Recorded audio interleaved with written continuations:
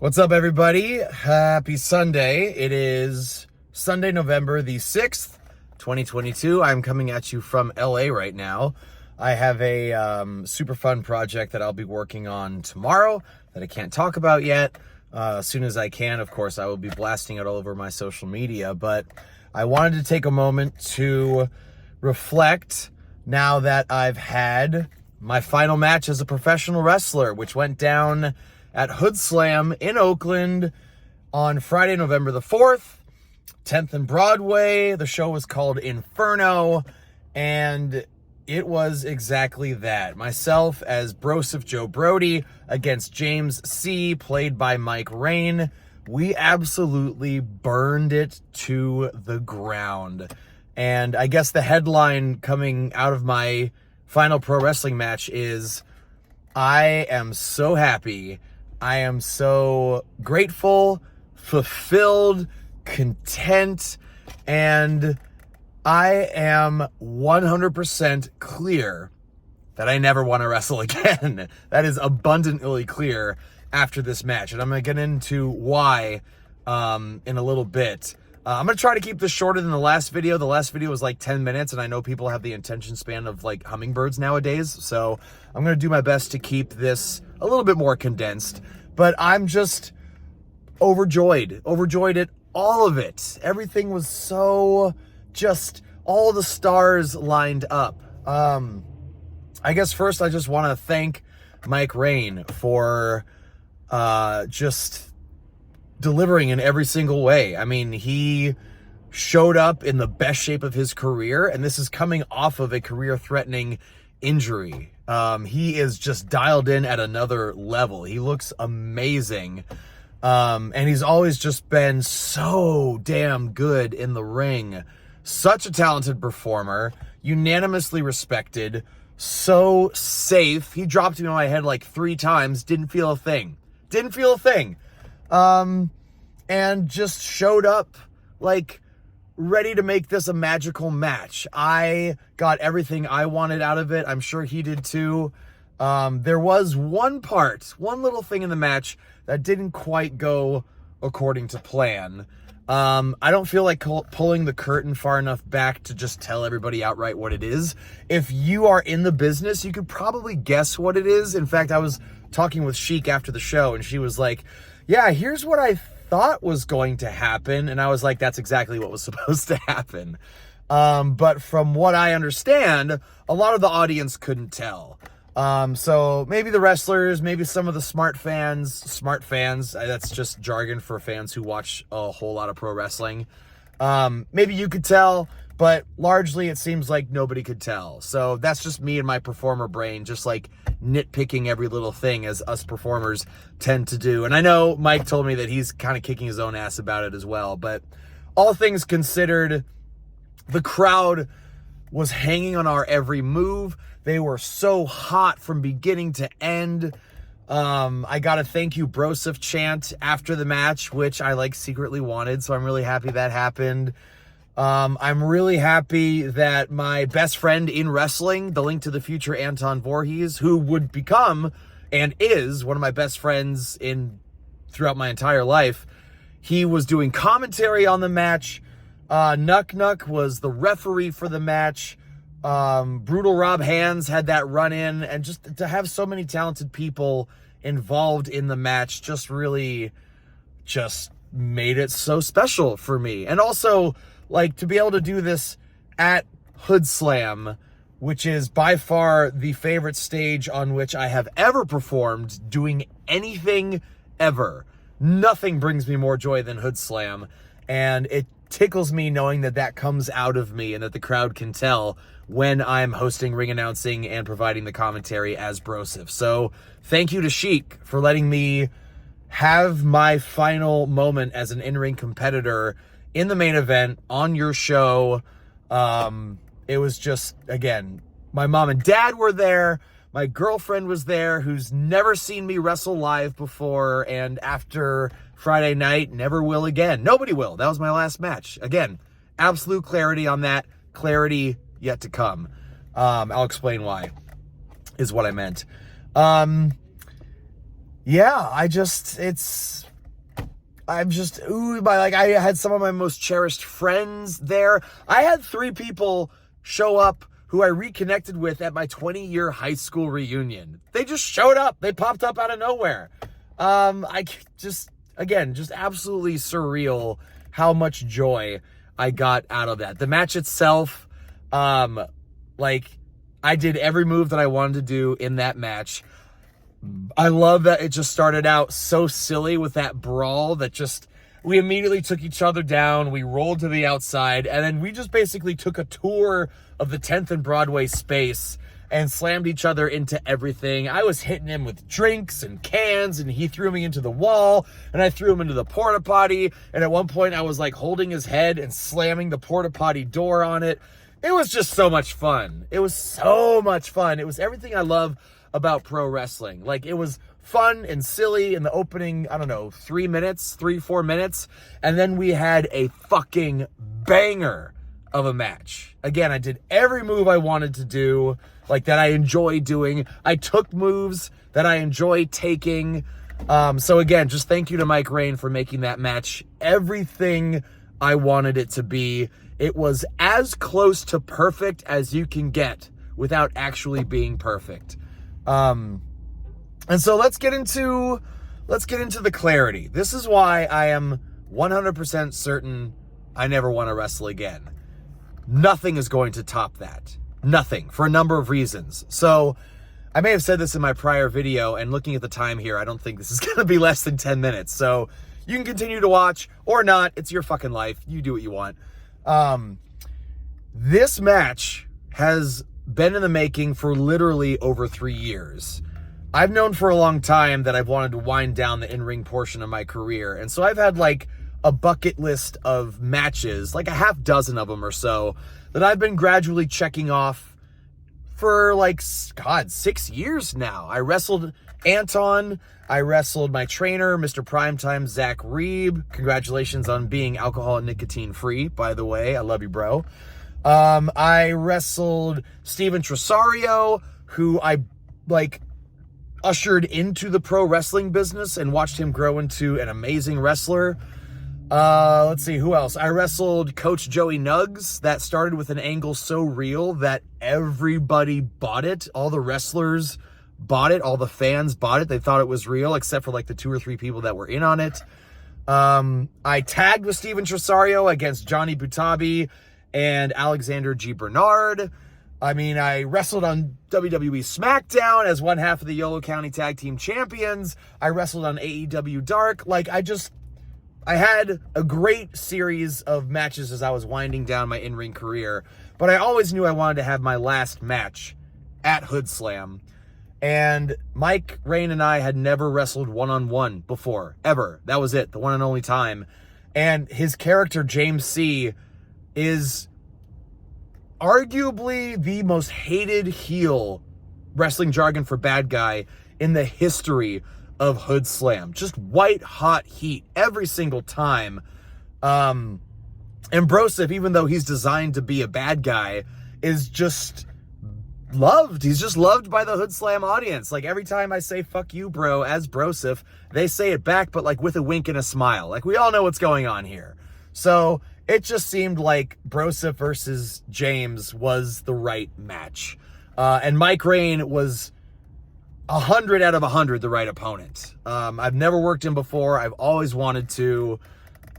He's one of my favorites to watch. He is way too athletic for being as big as he is. He's equally charismatic. Just an amazing human to boot.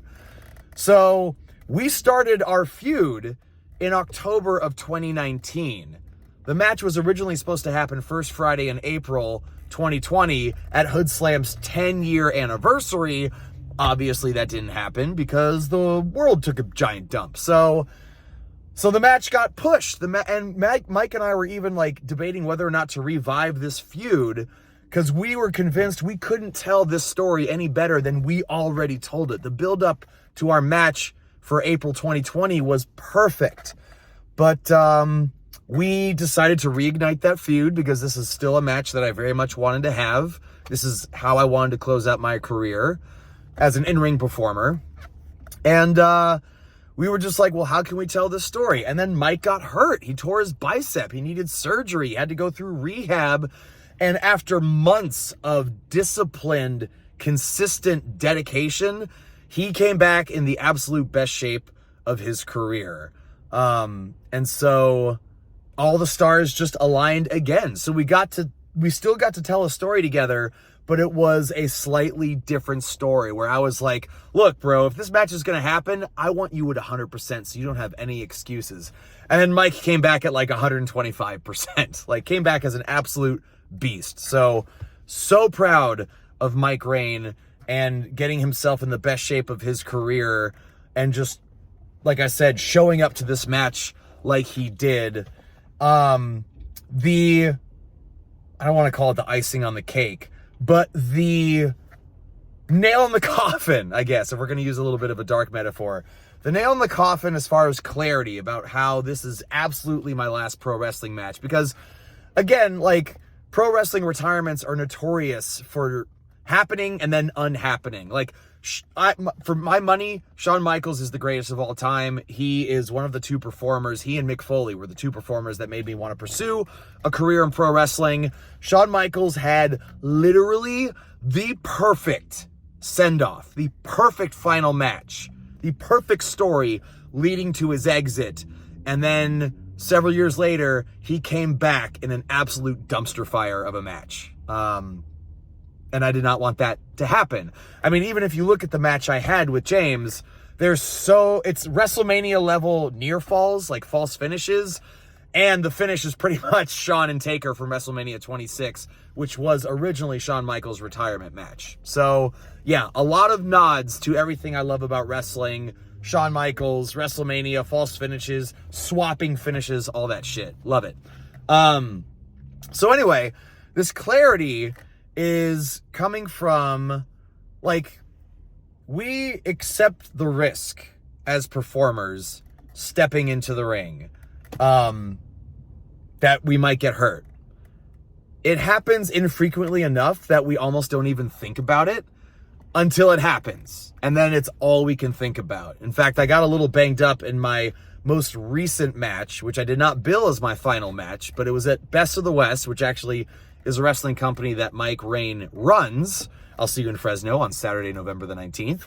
I did an elbow off the top, and the positioning was just a little bit weird, and I just throttled my lower back, and it sucked. I felt it for weeks. I didn't feel like it hurt to get out of bed. It hurt to work out. It hurt to move around.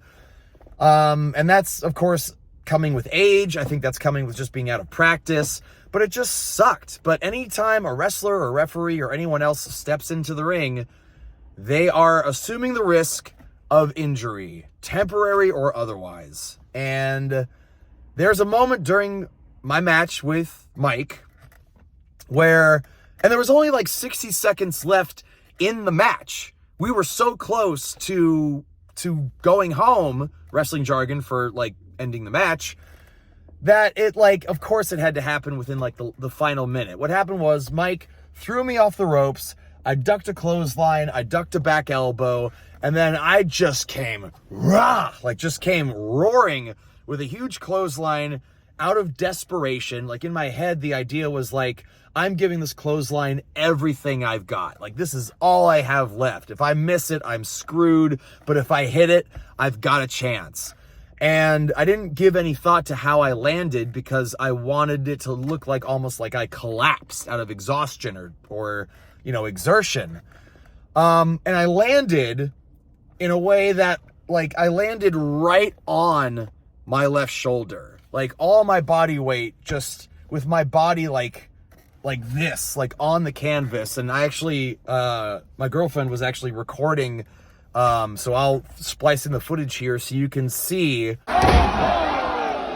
as I'm coming down, I just land right on my shoulder, my arms underneath me. And as soon as it happened, I was just like, oh, God damn it. We're so close to the end of the match. I knew something was wrong. I thought it was a separation or a dislocation. After some tests and some x-rays, nothing is severely wrong, but it's definitely signs of an AC joint separation. And in my brain, I immediately go to the worst case scenario. I'm like, oh my God, that's going to require surgery and rehab, and it's going to be a whole thing. It's not that bad. The x-rays showed nothing, which is good news. If they showed something, that means it was really bad. But the x-rays showed nothing, so it seems like it's just going to be ice, rest, ibuprofen, that type of thing. I might have to have my arm in a sling. But, I mean, it sucks. It sucks being hurt. I hate being hurt. And it's just not worth it to me anymore. It is just not worth it. It really hasn't been worth it to me in quite some time. And this was just further cementing the idea that I no longer want to risk my health and my safety for a wrestling match. I just don't. It's gotten to that point.